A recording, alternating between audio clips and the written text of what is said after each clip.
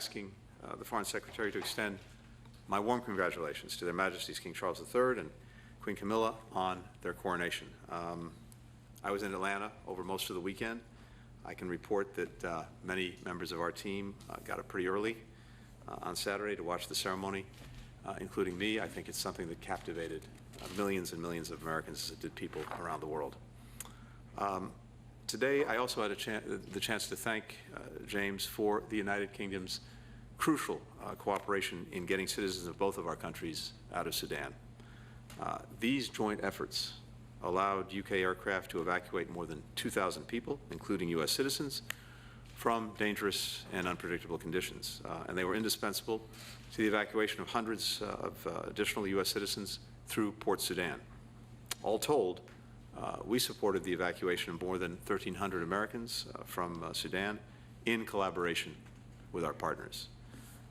Together, now, we are pressing the warring parties in Sudan to put down their guns and allow life-saving aid to reach the Sudanese people.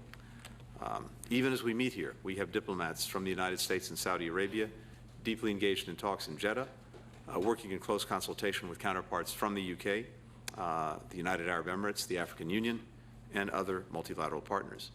The collective aim that we have is to lay the foundation for further negotiations between the parties that we hope can lead to a permanent cessation of hostilities. But in the first instance, we're working in Jeddah to extend the ceasefire and get agreement on the provision of humanitarian assistance to the people of Sudan. We continue to engage directly with Sudanese civilian leaders, with Sudanese civil society, with the goal of putting their nation back on the track to civilian democratic governance. That's the goal that we share and a goal that we will not give up on. We're also working hand in hand, as we have been for well more than a year now, to provide support for Ukraine as it defends its people and its territory against Russia's war of aggression. We applaud the UK's pledge to match in 2023 the $2.3 billion in military support that it provided to Ukraine during the first year of the war. In addition to training tens of thousands of Ukrainian soldiers, the UK is providing MLRS, Challenger 2 tanks, armored vehicles, anti-air missiles, and other military aid that will help equip Ukraine's defenders as they work to retake more of their nation's territory in the weeks and months ahead. We also talked about the urgent need to extend and expand the Black Sea Grain Initiative. In recent days, Russia has once again returned to blocking ships from sailing to Ukraine's ports to pick up the grain, a cynical action that directly results in less food getting to global markets and to human beings in Africa, in the Middle East, and around the world who need that food. While we're grateful for the tireless efforts of Secretary General Guterres and our colleagues in Turkey working to break this impasse, the world shouldn't need to remind Moscow every few weeks to stop using people's hunger as a weapon in their war against Ukraine. We're teaming up to help rebuild Ukraine from the colossal damage inflicted by Russia's relentless attacks. Next month, we'll build on these efforts at the UK-hosted Ukraine Recovery Conference, which will bring together governments like ours with the private sector, with international financial institutions, with multilateral organizations to invest in the future of Ukraine and its people. We also discussed how to meet other challenges to our shared security. In March, the UK released its Integrated Review Refresh 2023 and its assessment of both the challenges that we face and how to effectively address them. To work together in that area, I think we see very, very close strategic alignment. That includes when it comes to both our individual relationships and coordinated approach with China, which we discussed today. The vision that James set out a few weeks ago in his speech at Mansion House underscores the shared approach when it comes to key issues like ensuring peace and stability across the Taiwan Strait, as well as looking for ways to cooperate with China where we can work together to solve big challenges. That's what people around the world expect from great powers, and it's in our collective interest. I think it's also important to note that even as we focused today, as we do, on Ukraine, on some of the challenges represented by our respective relationships with China, we equally focused on a much broader agenda, and that is the needs, the concerns, the imperatives for people around the world as they deal and as we deal with the impact of climate change, food insecurity, as I've already mentioned, energy and security, global health, trying to provide for more inclusive economic growth through work that we and partners in the G7, as we're preparing for the leaders meeting of the G7, can help advance and support. That agenda is very much the focus of both the United Kingdom and the United States. James said something when we were together recently in Japan that I'll take the liberty of quoting here. He said, "The world is a healthier, happier, safer, more prosperous place when the United Kingdom and the United States work closely together, and it's in our mutual interest to do so." I couldn't agree more. And next month's visit by Prime Minister Sunak to meet with President Biden will offer us a chance to do even more of that, and we're very much looking forward to it. With that, the floor is yours. Secretary Blinken, Tony, thank you once again for hosting me here in Washington. It's always a pleasure to speak with you, to discuss the areas of bilateral interest, as well as the issues which affect the whole world. We did so recently at the G7 with our other friends in the international community. And thank you also for the kind words that you have said on behalf of your nation on the coronation of His Majesty King Charles III and Queen Camilla. And can I also thank the First Lady for joining us at this time of special celebration, a once-in-a-lifetime event made more special because we were able to share it with friends from across the world. Can I also put on record our thanks to the United States of America, and indeed you personally, for the huge amount of effort that you have invested in seeking peace in Sudan. It was a situation which unfolded whilst we were meeting at the G7 in Japan, and I commend the effort that you personally put in engaging with the generals, with the leadership of the warring factions to try and bring initially a ceasefire, and then your ongoing work, the ongoing work of the United States of America in trying to broker a sustainable peace. It should remind everybody that whilst we are, of course, working on the support that we give to Ukraine in their self-defense, and I'll touch upon that again in a moment, we are not distracted from the pressing issues of the day, and we deal with them effectively, we deal with them collaboratively, and we are able to do so because of the very strong bilateral relationship that our two countries enjoy, a relationship which is invested in regularly by the visits that we make over here. And as you say, I know the Prime Minister is very much looking forward to meeting with President Biden when he comes across next month. But also, we are very grateful to the President for his recent visit to the United Kingdom to celebrate the 25th anniversary of the Good Friday Agreement, a topic which I know is of great interest and passion to him, and we value your country's engagement on that issue. We remain committed to building peace and prosperity around the world, just as we are attempting to do in Sudan, and we continue to work towards that goal in Ukraine. Every time I come to the United States, I make a point of thanking your nation for the scale of support that you have given to Ukraine. You are the largest donor, both in military and economic terms, and I know that your support is incredibly important in their ability to defend themselves against this unprovoked attack from Russia. We, of course, spoke at length about the nature of that support, about the next few months, and the importance to not only look at the context through the prism of the conflict, but also to focus on the future rebuilding work that will inevitably be needed. We are very pleased, the UK is very pleased to host on behalf of Ukraine, the Ukraine Recovery Conference, where we will seek to build a coalition that will enable Ukraine to rebuild its country after this conflict has been concluded, after they regain their country back. And we value the United States of America's coordinating role in ensuring that the private sector as well as the public sector is heavily involved in that reconstruction. From the UK's point of view, we'll of course also continue to provide financial and military aid. We intend to give the Ukrainians the tools they need to successfully defend themselves against the invasion. But just as we did with Sudan, we remain focused on the needs of some of the poorest people in the world. And I echo your comments on the Black Sea Grain Initiative. It is completely wrong that Russia uses the hunger of some of the poorest people in the world to pursue leverage during this conflict.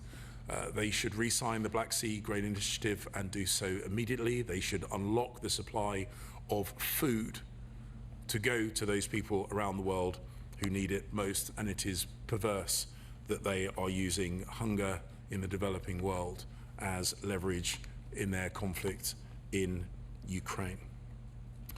We did, of course, also have the opportunity to speak about issues on a broader context, and of course how we recognize the role that China has in world affairs, and how we respond to China's action will of course be an ongoing part of our bilateral discussions.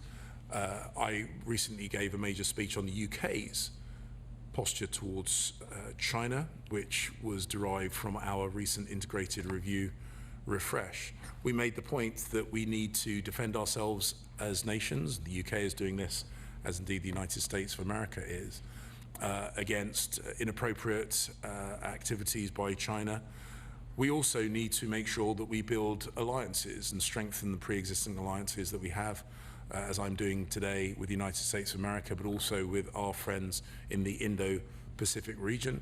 And we have to engage with China directly, robustly, regularly, to seek to influence the decisions that are made in Beijing and do so in a way that benefits the whole world, whether that be on the maintenance of peace across the Taiwan Strait, which of course is something which affects all of us, irrespective of where we are in the world, to issues such as climate change, pandemic prevention and response.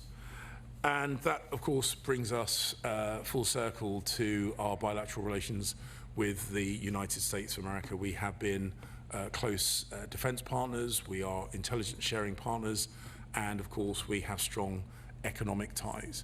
And we will seek to find opportunities where the UK can be a strong economic partner to the United States of America, as well as being a strong defensive partner as well.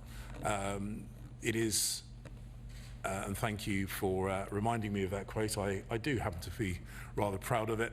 I think it is in our mutual interest and in the interests of everyone around the world that the UK and US bilateral relationship continues to be one of the points of pride, and one which is strong, and one which I intend to make even stronger still in the future. Thank you. We'll take 4 questions. First, Kylie Atwood from CNN. Good morning. Thank you both for taking questions. Secretary Blinken, I want to just ask you a quick question on China and then pivot to Ukraine. This week, when Ambassador Burns met with the Chinese foreign minister, did they agree to begin planning on your rescheduled visit to Beijing? And then on Ukraine, does Ukraine have what it needs to be successful in winning back at least some of the territory that Russia is now occupying in the upcoming counteroffensive? And Secretary Cleverly, the same question for you. Does Ukraine have everything it needs to be successful in winning back some of that territory? And then specifically related to international support for Ukraine headed into the coming months and year, there are reports that your country is preparing to send long-range missiles to Kyiv. When could those long-range missiles from the UK and potentially other European allies actually arrive in the country? And we have seen in the past that when the UK moves on an additional military capability for Ukraine, the US has followed suit. In any of your conversations so far, have you gotten indications that that might be the case with long-range missile systems as well? Thank you. Thank you. Kylie, thanks very much. Happy to start. With regard to China, I'm obviously not going to go into any detail about the ambassador's conversations with Chinese counterparts. What I can say is this: what we have communicated to our colleagues in the government in Beijing is the importance, from our perspective, in engagement, precisely because we have a deeply complicated and also consequential relationship that is important to people in the United States and China, but beyond that, around the world, that our two presidents agreed when they met in Bali at the end of last year that it would be important to establish and strengthen our lines of communication, and that we believe that that's in our interests and also something that the rest of the world expects us to do, because there's an expectation that we will responsibly manage the relationship. And precisely because we have profound differences, as well as, I believe, some responsibility not only to manage those differences so that the competition that we have doesn't veer into conflict, but also the potential where it's in our mutual interest and where it answers needs that the world has as well, to find areas of cooperation that engagement's the way that we try to pursue both of those responsibilities. So that's the nature of the conversation that we're having with China in this moment, and we'll see where that goes. With regard to Ukraine, all along, from day one, in fact, before day one, it's been our determination to make sure that Ukraine has what it needs to effectively defend itself against the Russian aggression. And throughout the more than 1 year of that aggression, we have worked very hard to adjust at every step of the way to what was needed at any given time. And right now, of course, the focus is on the Ukrainian efforts that we anticipate to try to retake more of the territory that's been seized from Ukraine by Russia over the last 14 plus months. I believe that the efforts that both of us have been deeply engaged in are very productive in terms of what more than, I think, 50 countries have been able to provide Ukraine. Secretary Austin has been leading a process, as you know, for many months where we have a coordinated process to do that. And as I've said repeatedly, it's not only the weapons, it's the training, and the UK has been engaged in significant training. It's making sure that the Ukrainians can maintain the systems that we provide them. And it's important, of course, that they have the right plans, again, to be successful. My own estimation is that they have in place, across all of those dimensions, what they need to continue to be successful in regaining territory that was seized by force by Russia over the last 14 months. Kylie, thank you. I'm going to take slight issue with one of the elements in your question, but thank you for highlighting that the UK has been very proactive in our support for Ukraine. We are very proud of the fact that we provided the anti-tank, the handheld anti-tank missile systems ahead of the February of last year's invasion by Russia, and those pieces of equipment proved very consequential in Ukraine's defense of Kyiv. But I also think it's important that we put on record that the United States, from the very start, has been very active, very effective in its support, and as befits a country of the scale and power of the United States of America, it is the largest donor of the allies. So I wouldn't want to imply that there's either kind of competition between us or anything else. We have, from the very start, worked in close coordination. The nature of our militaries is different. The natures of our political systems are different. There are some things that the UK is able to do more quickly because of the nature of our political system. And there are some things that the American system allows them to do different and better. It's not about always trying to replicate what our allies do. That's not the point of an alliance. The point of an alliance is that we support each other, that we reinforce each other in our work to help Ukraine defend itself. And as Secretary Blinken said, we constantly assess and coordinate with each other and with the Ukrainians to make sure that the support that we are giving them matches the needs at the time.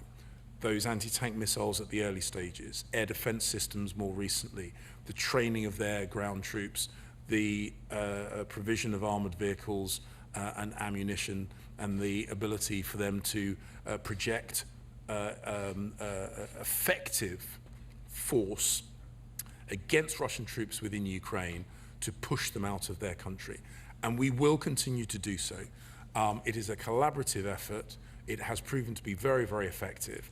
And what we've seen over and over again is that the Ukrainians, both politically and militarily, have learned quickly, have been relentlessly focused on using the support that we give them effectively, and have consistently outperformed expectations, certainly the expectations of Vladimir Putin.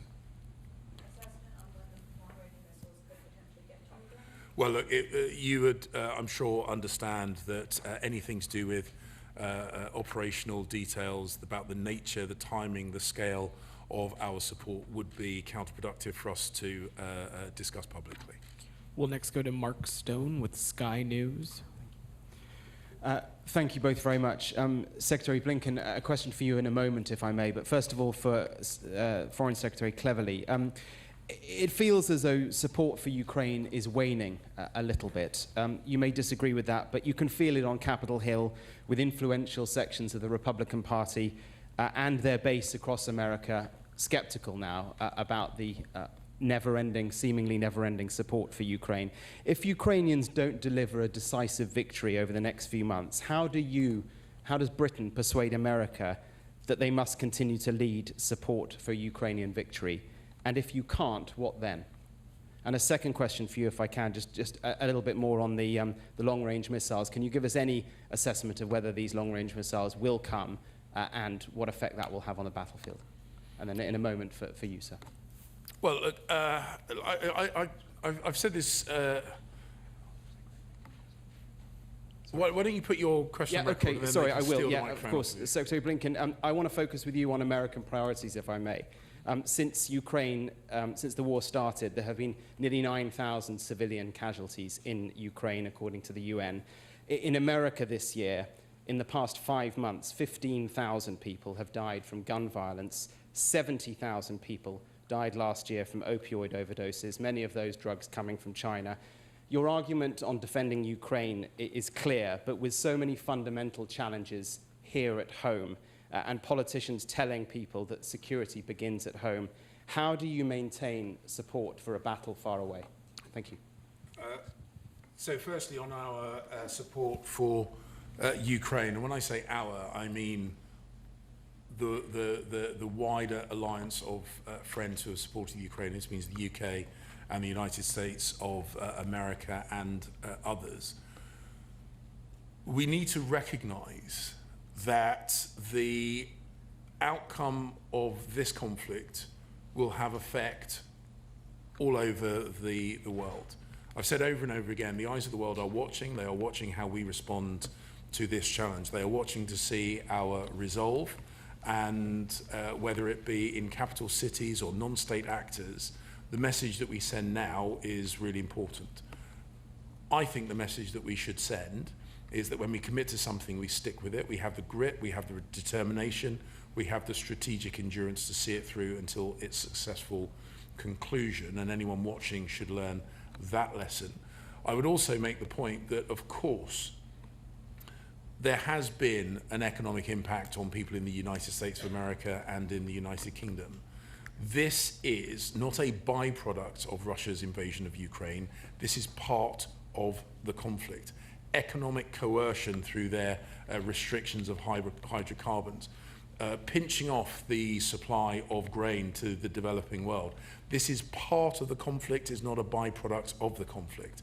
And we should recognize that if we do not re-establish the principles of the UN Charter, the foundation stone of peace in the post-Second World War era, that powerful nations cannot invade their neighbors with impunity, the world will be more dangerous, more expensive, more difficult. So this is not just about Ukraine, though of course the Ukrainians have been suffering enormously and it's right that we defend them. It is about us, and it is in our interest as well as the Ukrainians' interest that we stay resolute in our support, because it will become more painful and more expensive if we do not. And when it comes to the Ukrainians' forthcoming counteroffensive, I've made the point that this is not a film. There are no certainties when it comes to conflict. The Ukrainians have consistently outperformed expectations, but there can be no guarantees in war. So we have to recognize that we are giving the Ukrainians a huge amount of support. As I said, they have learned quickly, they have adapted very, very successfully, and they have defended themselves incredibly effectively. And we need to continue to support them, irrespective of whether this forthcoming offensive generates, huge gains on the battlefield, because until this conflict is resolved and resolved properly, it is not over. And that's the message that I have spoken about back home in the UK, and I will continue to say to those friends and colleagues here in the United States of America as well. Thank you. First, I can only violently agree with my friend and strongly endorse what he's just said. We have exactly the same perspective. Second, I would also dispute the notion of waning support. I would refer you, for example, just recently to the very strong statement made by the Speaker of the House, McCarthy, about support for Ukraine and the enduring support and determination to see this through. But stepping back, there is not a zero-sum choice between some of the work that we're doing around the world and the work that we're doing at home. In fact, to the contrary, they're directly linked and they're mutually reinforcing. We've spent the last couple of years making historic investments in ourselves, infrastructure, our technological edge when it comes to semiconductors, making sure that the United States would continue to lead when it comes to dealing with climate change and producing the technology of the future, green technology for green economies. At the same time, working closely with our partners, we've revitalized, re-engaged our alliances, our partnerships. We built new ones. The net result is that we are stronger at home, and our standing around the world is at, I think, the highest level that I've seen in recent years. And of course, we are, I was going to say walking and chewing gum, running and chewing gum at the same time, even as we are engaged in helping Ukraine defend itself against this Russian aggression for all the reasons the Foreign Secretary laid out. And as he said earlier, we are equally focused on a very broad global agenda that addresses the needs and concerns of people around the world as well as our own citizens. And of course, we're focused on challenges that we have at home. You mentioned opioids, synthetic opioids like fentanyl. We're relentlessly focused on that, and that is by definition a problem that is both local and global. We're in the midst of building a much stronger global coalition to deal with the ravages that fentanyl is producing. In the United States, it's the #1 killer of Americans between the ages of 18 and 49. So this is right at the top of our agenda. And of course, we're working very hard at home to deal with demand, to deal with treatment, to deal with recovery. At the same time, we're working very closely, including with our neighbor Mexico, on the law enforcement piece to break up the cartels, to break up the financing, to interrupt the distribution. But more broadly, we're also working to get at the global network that has the production of some of the chemicals that go into fentanyl being made halfway around the world, and then coming close to us, perhaps getting diverted into the illicit production of fentanyl, and then winding up in the United States. That's exactly what the coalition that we're building, and more on that in the coming weeks, will work to address. We know that in the United States, when it comes to fentanyl and synthetic opioids, to some extent we've been the canary in the coal mine. It hit us first, and it's hit us very hard. But as the markets become saturated in the United States, we see criminal enterprises trying to make markets elsewhere in the world, including in Europe, including in Asia. And there is a growing awareness and urgency on the part of other countries to making sure that we're tackling this problem. So that's exactly what we're doing, and we're not only doing it at home, we're doing it by building a very strong partnership with other countries, with the private sector, and other institutions to engage on it. So the bottom line is, these are not zero-sum choices. These are responsibilities that we have, dealing with challenges we have at home, dealing with challenges we have around the world, and understanding the connections that exist between them. We'll next go to Sean Tandon with the AFP. Hi there, good afternoon. Another conflict that's caused a lot of suffering in Syria. Just 2 days ago, the Arab League voted to readmit Syria. To both of you, do you see this at all as a failure of the efforts to isolate Assad that have been going on for many years? Specifically to Secretary Blinken, across partisan lines in Congress, there are calls to continue using the Caesar Act and other authorities to prevent normalization with Assad. Is this still something that can be done, despite the reconciliation by the Arab League and by Turkey, for that matter, with the Assad regime? And to Foreign Secretary Cleverly on that note as well, does the United Kingdom agree with the U.S. approach of no reconstruction aid at this point, as long as Assad is there? Is that the approach that you think is beneficial? And just briefly, if I could ask both of you if you had any thoughts on the events today in Pakistan. Former Prime Minister Khan was arrested. There's some violence. If you have any thoughts on that. Thanks. Okay. Sean, thank you. Let me address Syria first. A few things on that. We do not believe that Syria merits readmission to the Arab League. It's a point we've made to all of our regional partners, but they have to make their own decisions. And our position is clear. We are not going to be in the business of normalizing relations with Assad and with that regime. Having said that, we also clearly have shared goals when it comes to Syria with our Arab partners, and I think that's reflected in a number of the things that they've said. First, ultimately, the only solution to the crisis inflicted on Syria by Assad has to be consistent with the UN Security Council Resolution 2254 that lays out expectations for a ceasefire, for humanitarian assistance, and for free and fair elections to ensure that Syrians have a government that actually reflects the will of the Syrian people. We agree on the importance, the imperative of expanding humanitarian access to Syria. We agree on the importance of continuing the work to degrade ISIS or Daesh to make sure that it can't reemerge. And we agree on the importance of reducing Iran's malign influence and presence in Syria, as well as more broadly in the region. So I think the Arab perspective is articulated through the Arab League is they believe that they can pursue these objectives through more direct engagement. But we may have a different perspective when it comes to that, but the objectives that we have, I think, are the same. So that's where the focus is. I think it's also fair to say that in terms of what's happened over the last few years, what we've set out to do is to work to try to stabilize as best we could from afar the situation, to ensure, as I said, that ISIS cannot reemerge in Syria, to expand humanitarian access. And on those criteria, I think we've actually made some progress. Fewer Syrians have lost their lives in the last few years. It's unfortunately a low bar given the horrors of the last decade, but that is a fact.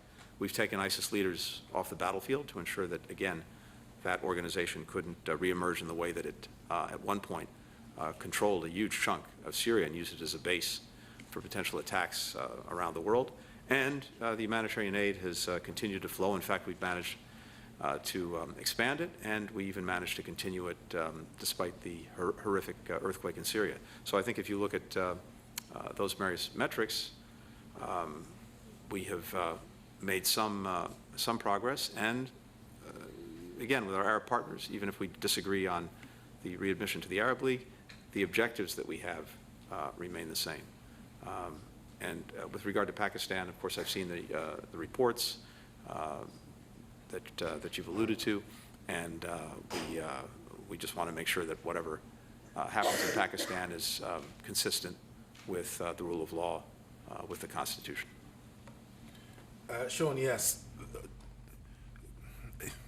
Again, this is an occasion where the UK and the US share very, very similar views. I had a number of conversations with our interlocutors in the region ahead of the formal announcement of Syria's readmission.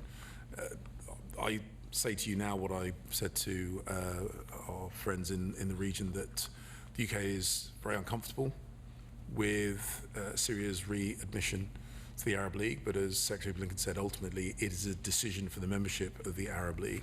The point that I have made is that there needs to be conditionality if they choose to take this course of action. Have they done it? As they have done, it needs to be conditional on some fundamental changes of behaviour from Damascus and from the Assad regime.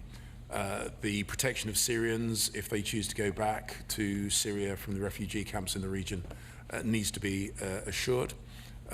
The Security Council Resolution 2254 needs to be at the heart of any engagement with Syria, and we cannot just wish away the actions of the Assad regime over the last few years. The brutality against Syrian people cannot just be ignored, and the UK certainly won't brush that under the carpet. But we do recognise that there is a huge amount of pressure on countries in the region.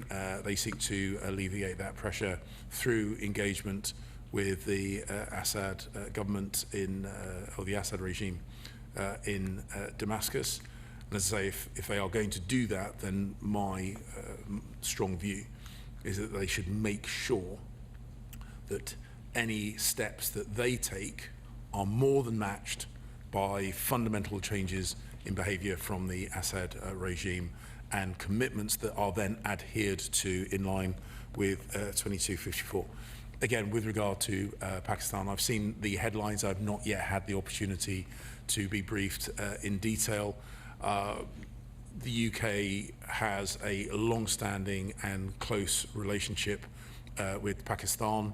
We are Commonwealth partners. We want to see peaceful democracy in that country. We want to see the rule of law adhered to. I'm uncomfortable to speculate any further without having a detailed briefing on that. We'll final question go to Nick Allen of The Telegraph. Thank you. If I could turn to trade, please. Secretary Blinken, how do you address concerns on the other side of the Atlantic about the Inflation Reduction Act? What do you say to allies who might feel it's protectionist at their expense?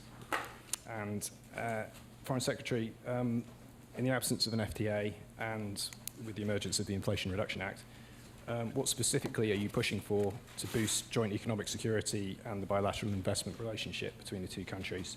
For example, was there any discussion today about critical minerals and a deal similar to the one with Japan? Thank you. Thank you. I think as we've said over these last months, our primary focus with the Inflation Reduction Act was making sure that we're making the appropriate investments in ourselves to make sure that we can deliver when it comes to continuing to produce the technologies that are necessary both for dealing with the climate crisis and that we're going to be, I think, central to 21st century economies. And that's what the Act is all about. This is a historic commitment to dealing with climate, and also a historic commitment to making sure that our economy is producing the very things that will be front and center for economies around the world over the next decades.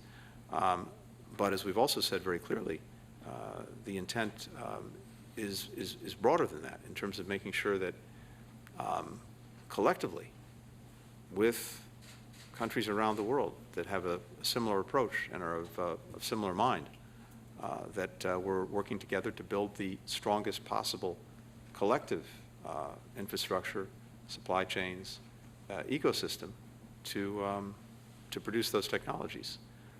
And we've also worked to make sure that to the extent there were any unintended consequences coming from the act, that we've addressed those.